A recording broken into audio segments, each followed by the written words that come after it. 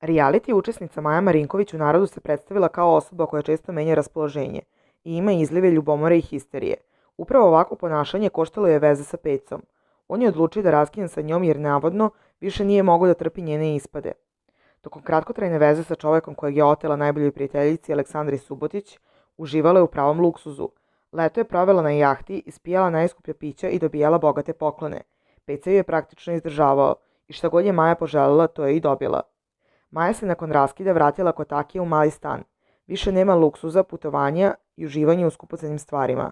Reklo bi se da je tu nju više uzdrmalo nego to što je pukla veza. Sada je ostala bez para i očajna je zbog toga, rekao je izvor za Blic. Kako navodi dobro obavešten izvor, Maja razmišlja ponovo uđu u zadrugu.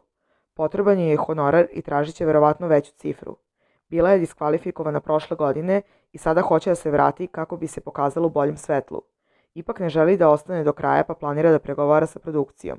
I da vidi da li postoji mogućnost da je vrate i da joj obezbede uslove kakva ona zamislila. To je sada jedini način da zaradi, tvrdi izvor za Blic. Sa druge strane, Maja se u javnosti ponaša kao da nju ništa ne može da dodirne. Iako joj ovaj ljubavni brodolom nije lako pao, ona objavljuje videe iz provoda i sređuje se više i provokativnije nego ikad, pre. Po principu gledaj Peco šta si ostavio. Tako je skockana od glave do pete sa najboljom drugaricom Tijanom Maksimović izašla u provod.